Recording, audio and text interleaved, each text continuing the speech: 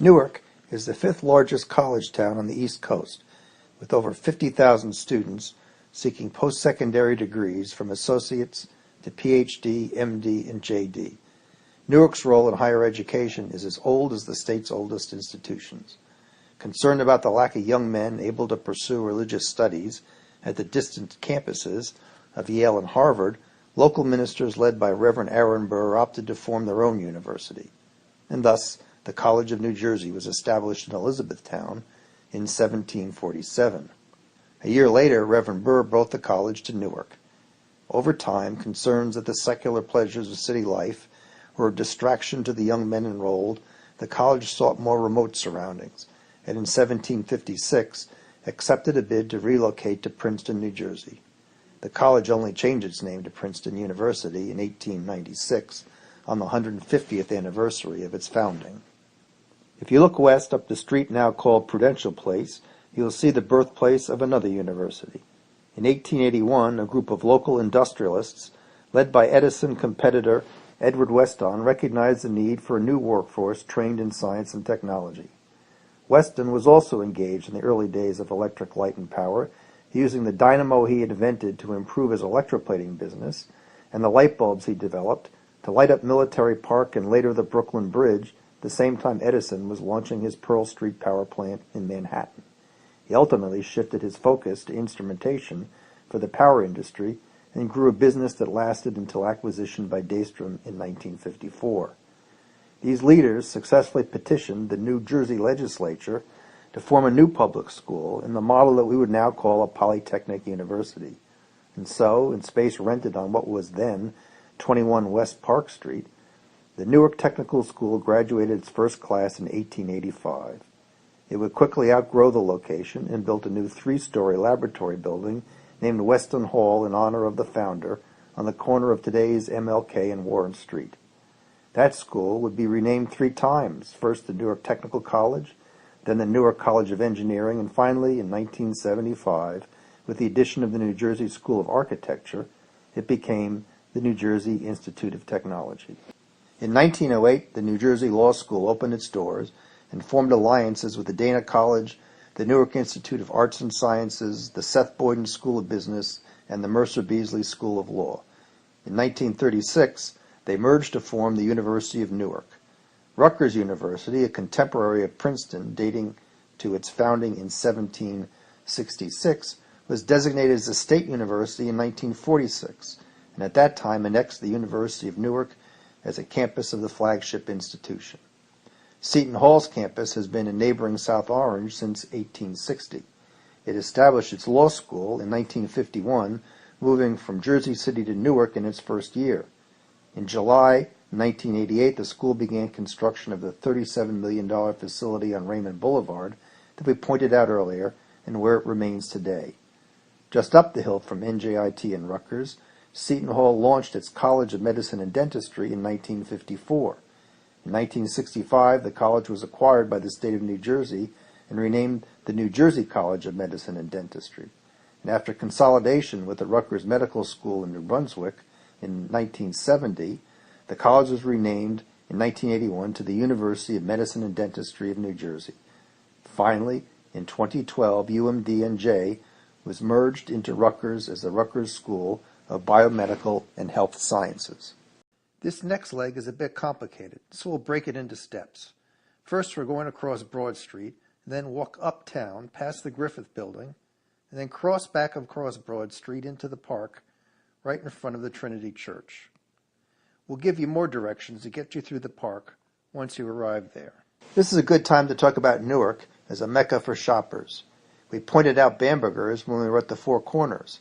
Built as the company's flagship store in 1912, it was 14 stories tall, filled an entire city block, and was so big it had a telephone exchange all its own. Starting from the corner of Raymond Boulevard and extending for 4 blocks was a veritable shopper's paradise in downtown Newark. First was Kresge's, that opened in 1928 with nearly 70,000 square feet of retail space. It had its own stop underground on the Newark subway line and a kiddie monorail that it ran around the toy department during Christmas shopping season. Next up the street is the site of McCrory's, a building that began its life about 1892 as the William V. Snyder Company dry goods store. In the early 1940s, a new tenant, McCrory's, opened in the space, and shortly after opening, it modernized the building's exterior. McCrory's offered a restaurant on the second floor and also had its own subway platform. Next to McCrory's was S. Klein, a discount department store that originated in New York City in 1912 and expanded to Newark in 1924. Called S. Klein on the Square, not only because the original store was located on Union Square, but as a pun on the popular phrase of that time meaning straight up and honest. The building was demolished recently to make way for the new Prudential Tower. Finally came Haines, founded by Julius Hayne in 1858 as a specialty store with the motto, "The Store with the Friendly Spirit." In 1911, the flagship store at 609 Broad Street opened. It was designed by architect Goldwyn Starrett, and the building contained 441,000 square feet of selling space, spread over 5 floors, with a 4-story atrium in the center of the building. Hayne and Company maintained a loyal and largely upscale following during most of its 85-year history. The store was closed by its owners in 1986 after it had become unprofitable. In 2017, the store began a new incarnation as a mixed-use development including 160 apartments, about 65 of which are affordable units, a slew of retail and commercial developments, and the city's first Whole Foods, and Express Newark, an arts collaborative and incubator run by Rutgers Newark. Immediately north of Haines is the 14-story Griffith Building, completed in 1927. The Griffith Piano Company erected the building as a showroom, workshop, office tower, and recital auditorium. The building was added to the National Register of Historic Places in 1984. Mrs. Parker Griffith was a great benefactor of the arts in Newark, and under her direction, the company's foundation was responsible for the Newark Symphony Hall. In September, it was announced that the building will be redeveloped to host 60 studio apartments, 27 one-bedroom units, and a 3-bedroom penthouse suite that will take up the 17th and 18th floors. Enter the park and walk towards the statue of Frederick Frelinghuysen. When you get to that location, take a right and follow the path to the middle of the park, where you then take a left, cross the park, and exit on Park Street. The Trinity Church in Military Park and First Church on Broad served as bookends to the early city.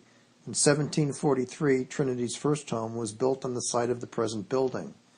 While the original building did not survive, the stone base did, and is considered the oldest example of public masonry in the city. It supports Trinity's claim that it's the oldest building in America used by the Episcopal Church as a cathedral.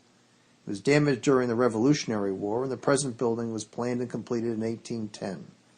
St. Philip's Church, a predominantly African-American parish on High and West Market Streets, was destroyed by fire in 1964. 2 years later, the two congregations were merged. The name St. Philip's was added to the cathedral name in 1992. The church building was added to the National Register of Historic Places in 1972. Military Park was laid out by Robert Treat as a training ground and visible on maps dating back to 1667. It served as a training ground during the French and Indian War and a campground for George Washington's troops during the American Revolution. Following the Revolutionary War, the Commons was converted into a public park, and the park has hosted many important events for the city. The park is also the location of many monuments and important pieces of public art. In 1926, the Wars of America monument by Goodson Borglum was unveiled in the park. The sculptor is best known for his work on Mount Rushmore. In addition, there are statues of Major General Philip Kearny and Frederick T. Frelinghuysen.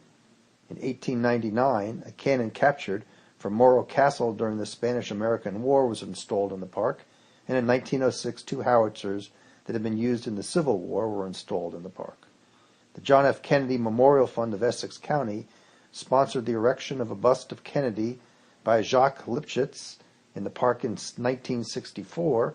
There are also smaller monuments to the Red Cross and to Archie Callahan, the first African-American killed in action in World War II.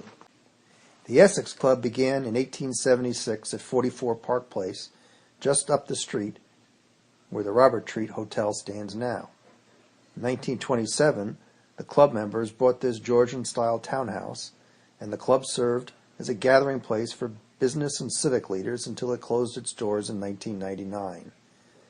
A New Jersey Historic Trust grant helped fund the conversion of the club into the new headquarters of the New Jersey Historical Society.